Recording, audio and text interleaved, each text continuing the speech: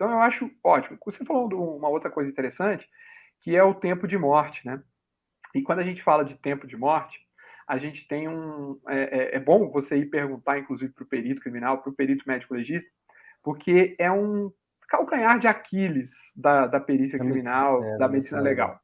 Porque a gente tem as informações que a gente tem, as referências bibliográficas que a gente tem, não sei se você sabe, mas elas são todas tiradas de livros Estrangeiros, estrangeiros. isso. Porque no Brasil Você já me falou isso, você me falou isso. a gente não tem, por exemplo, aquelas fazendas de corpos que temos lá nos Estados Unidos, em outros países, né, mais desenvolvidos, e esses países mais desenvolvidos, eles normalmente têm clima mais frio, então a diferença é muito grande.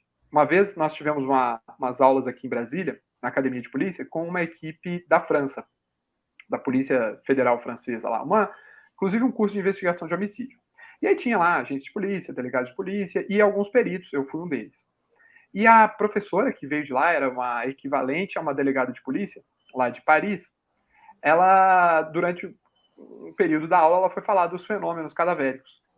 E aí ela falou, não, porque com uma semana o corpo começa a apodrecer e ficar com cheiro ruim e tal. Aí eu olhei Uma aquilo e falei assim, semana? eu falei, doutora, levantei a mão, né? Falei, doutora, aqui isso começa com 2 dias. No terceiro dia ninguém aguenta mais. Né? Os vizinhos já estão ligando para a polícia, ó, tem um cadáver aqui. E aí ela ficou super assustada, né? Mas é pelo frio, né? A diferença de temperatura, de clima. E aí, quando a gente pega essas referências para colocar nos nossos laudos, isso é muito perigoso. E eu acho que é por isso, Lúcio, que o perito termina, às vezes, não colocando Não essa colocando. resposta no laudo. Né? Mas às vezes, eu falei do fenômeno cadavérico, mas às vezes é questão dos livores também, para a gente é importante. Porque às vezes, por exemplo, acontece muito do perito de local, acho que o perito de local ter descrito os livores, por exemplo, numa posição, os livores, eu não vou falar de uma forma não técnica aqui, tá, Paulo? Mas é basicamente o sangue que é assentado pela gravidade, não é isso? E vai gera uma... Isso, os Gera livores, um... os livores são Explica melhor, você é o perito.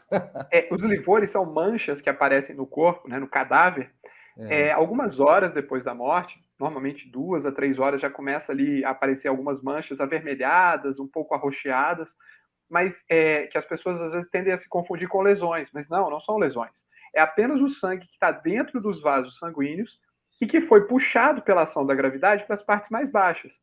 Então, se o cadáver está deitado, com as costas apoiadas no piso, o sangue vai para a região das costas, né, as regiões mais baixas do corpo. Se o cadáver está pendurado, né, num sistema de forca, esses livores tendem a aparecer nas regiões mais baixas, nas extremidades. E isso é importante porque, às vezes, esse livor, uma vez assentado, depois de um tempo, ele não muda, né? Porque o sangue coagula, não sei exatamente qual é o fenômeno, mas o fato é que, às vezes, você enxerga o livor no local, quando vai no IML, o médico, ele descreve em outro local. Por quê? Porque provavelmente o corpo foi movimentado. Provavelmente não, certamente. Ele foi movimentado.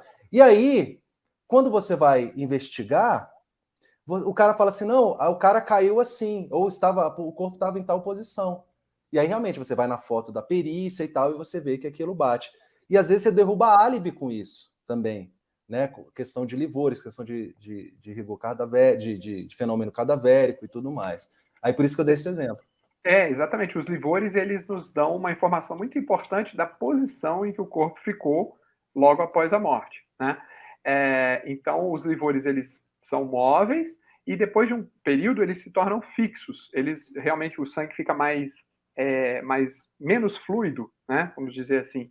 E aí, então, ele começa a se depositar de uma maneira que, se a gente movimentar o cadáver, ele não se movimenta mais, mesmo com a ação da gravidade. Isso nos dá uma informação muito importante da posição em que o corpo ficou, né? Isso que você falou de parecer, o leigo olha e acha que é lesão, né?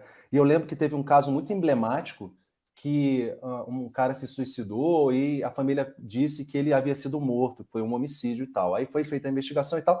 Só que quando o cadáver, depois de passar por todo o processo na polícia e tal, ele foi levado até uma funerária, né? Até uma funerária para preparação do corpo para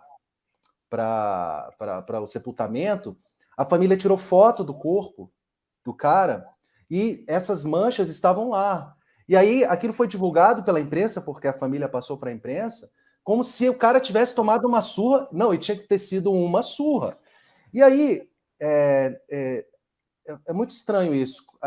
Eu não vi a reportagem, a televisão, chamar qualquer perito, um médico, um perito de local, para falar, não, explicar que aquilo eram livores, etc. Não eram lesões corporais. Né? E que aquilo, o médico, ele com certeza no laudo ia trazer que aquilo não era uma lesão. Né? Enfim, mas como a imagem é forte, né, quando você tira a foto do cadáver, ele está todo manchado, parece que tomou porrada. Né?